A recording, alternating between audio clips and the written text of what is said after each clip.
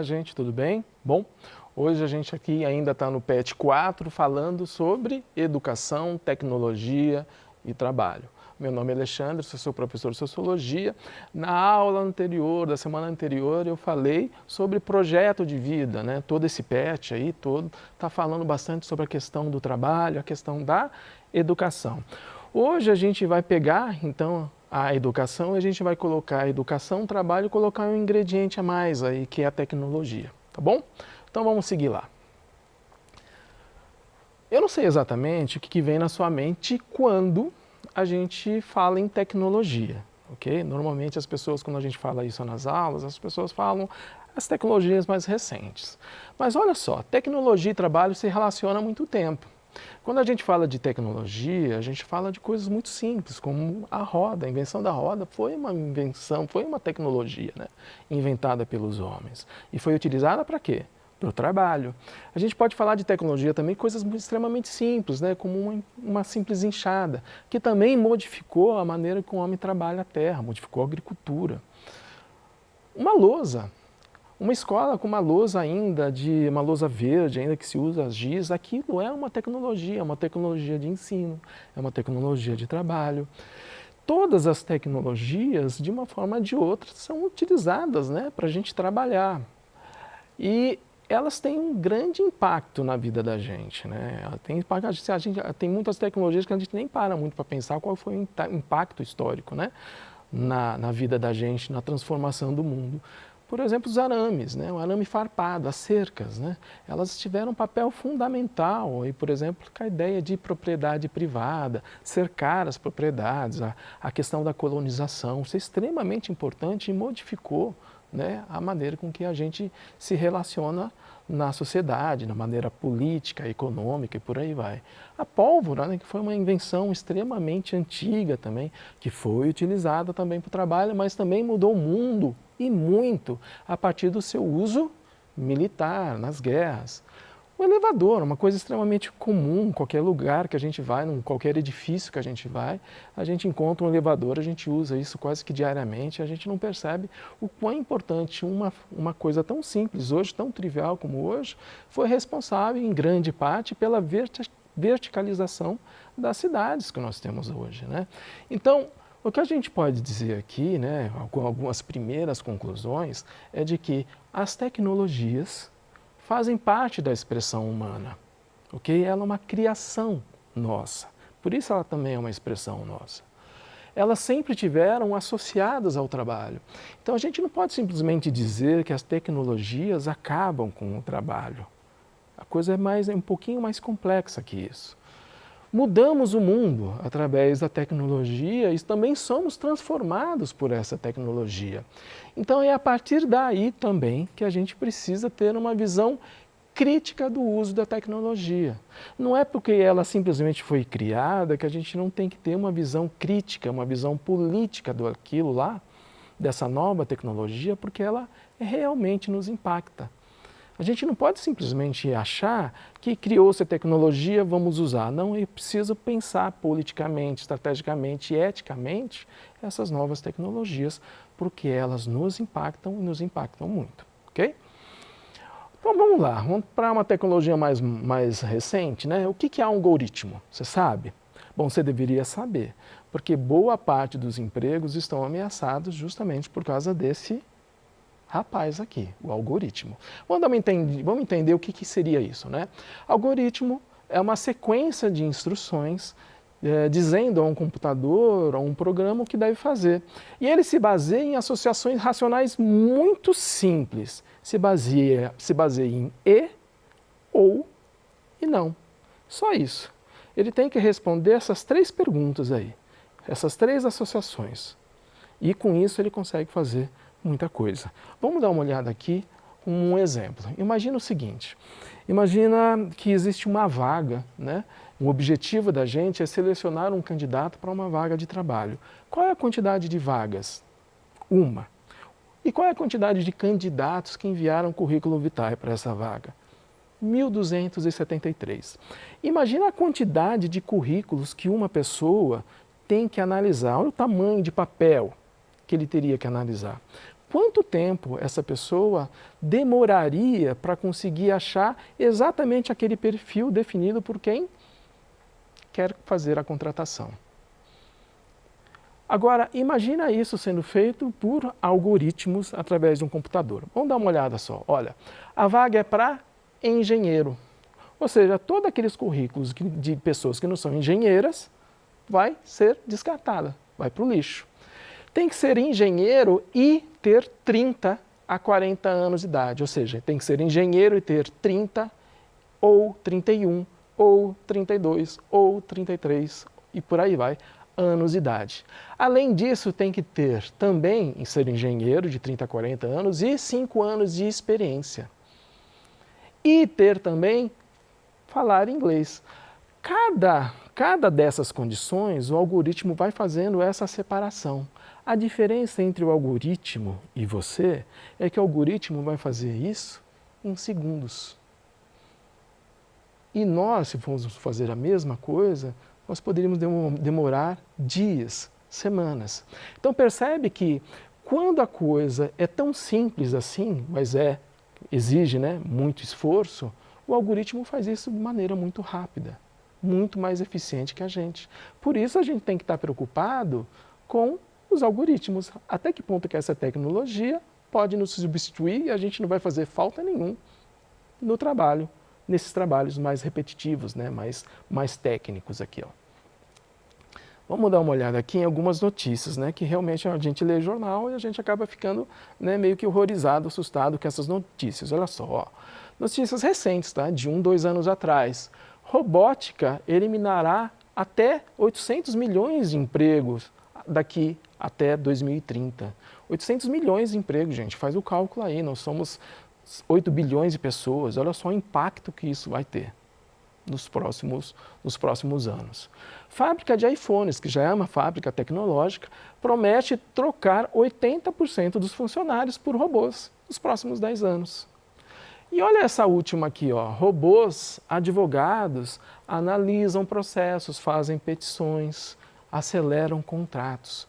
Robôs advogados, gente, não estou falando de robôs, assim, maquininha de latinha que faz essas coisas, estou falando de programas, de algoritmos, que são contratados pelas grandes empresas, que têm uma grande demanda judicial, e quem faz os primeiros andamentos não são os advogados que são formados nas universidades, são algoritmos. Bom, vamos dar uma olhadinha, vamos entender esse processo da tecnologia com o tempo, porque como é que era antes, né? Imagina uma linha de produção qualquer linha de produção, tá bom? Como é que era antes? Quando era uma linha de produção que não era automatizada, não tinha muitos maquinários, o que acontecia? Era basicamente quem trabalhava ali eram os trabalhadores de uma forma mais ou menos manual.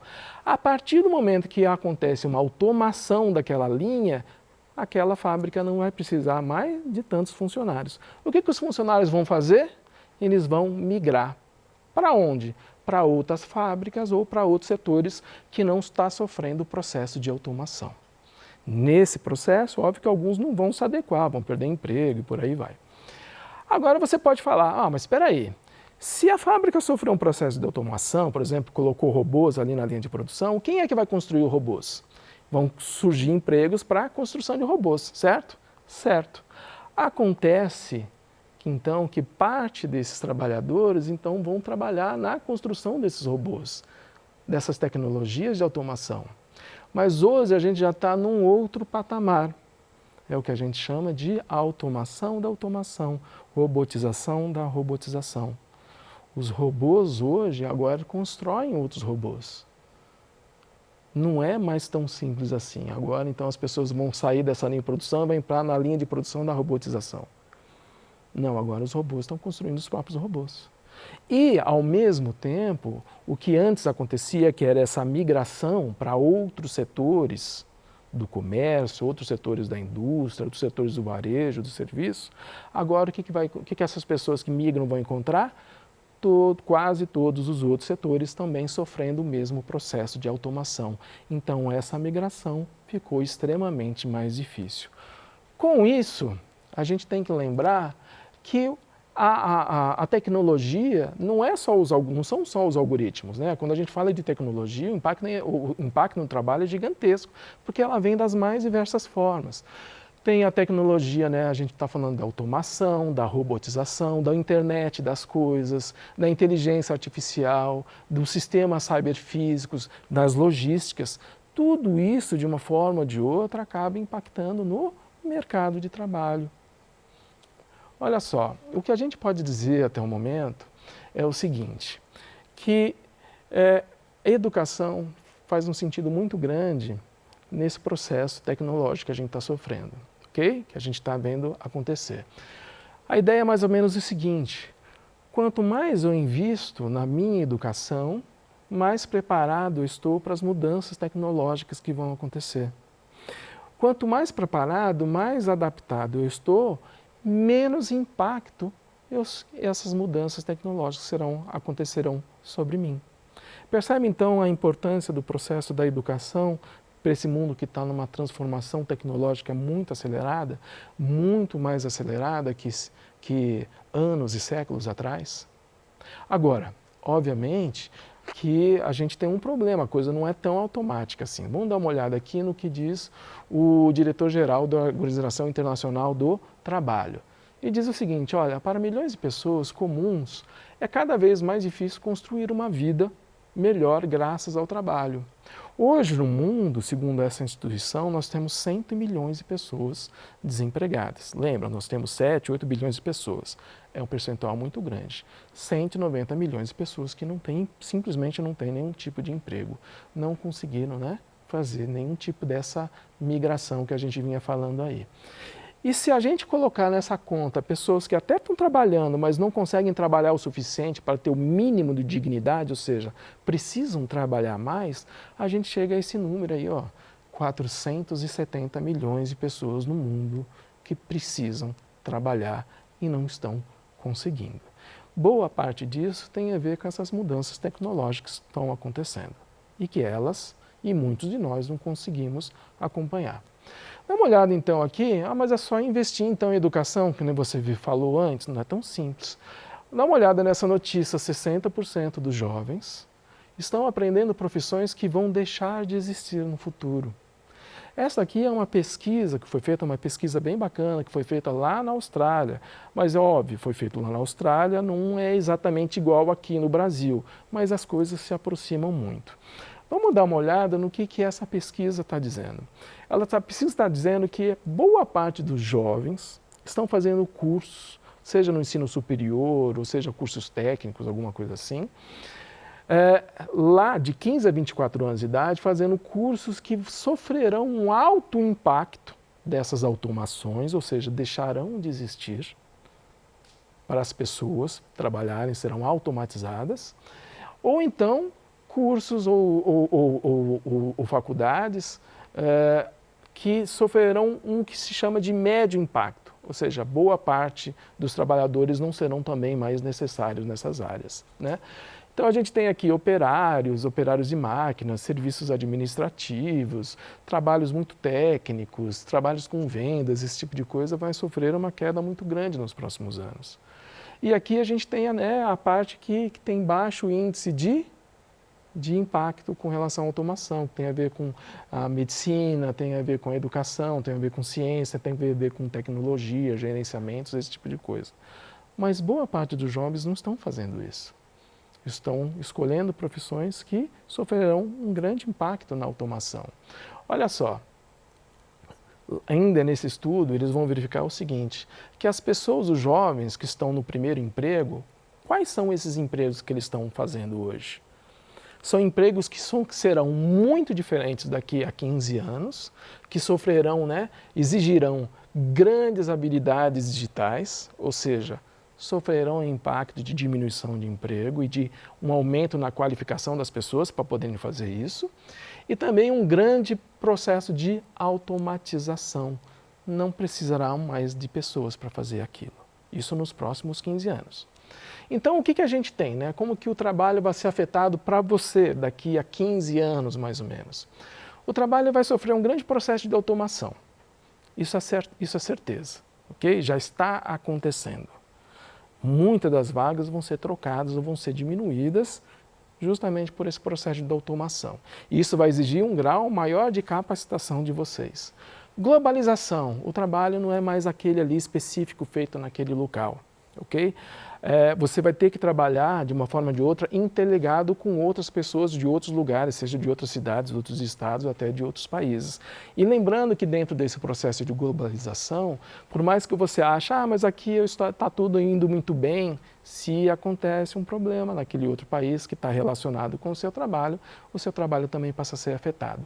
E colaboração, gente. Eu sei que vocês odeiam quando os professores pedem para você estar fazendo trabalhos em grupo, mas a colaboração, o trabalho colaborativo é uma das coisas essenciais para quem for trabalhar no futuro. Você não trabalha mais sozinho, você trabalha sempre conectado. Conectado com as tecnologias e conectado também com as outras pessoas. Quem não tiver atento a essas mudanças pode sofrer o quê?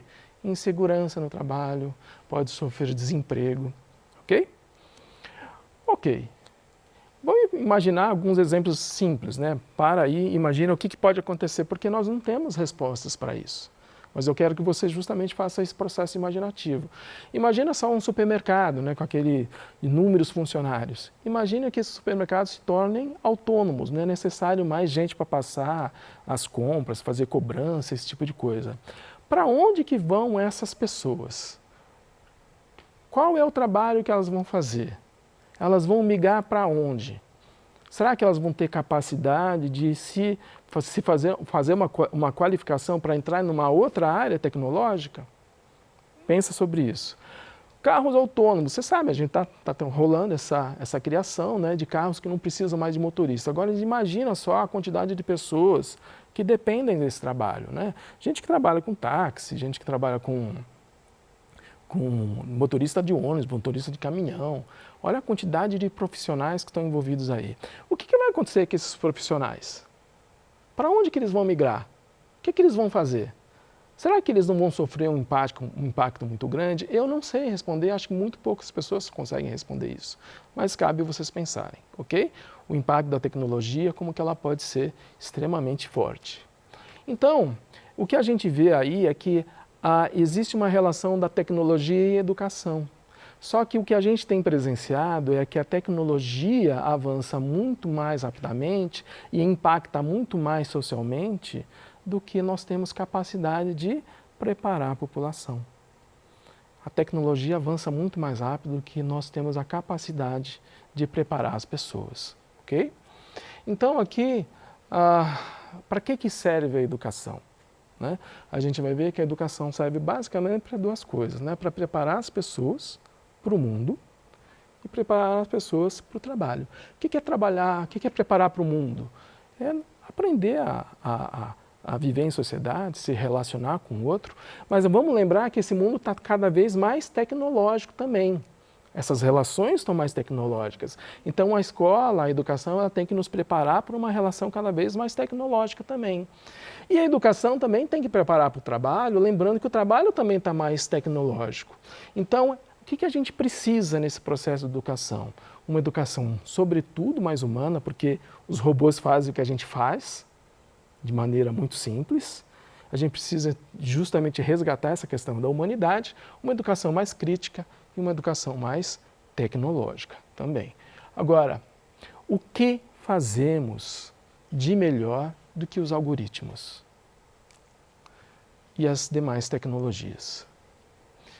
A única coisa que até hoje a gente não consegue, que a tecnologia não consegue substituir o humano, é justamente a sua capacidade humana de se relacionar, de ser crítica. Eu falo bastante essa palavra, porque é essa palavra aí que vai permitir que nós tenhamos uma relação com o mundo que é uma relação criativa, uma relação necessária.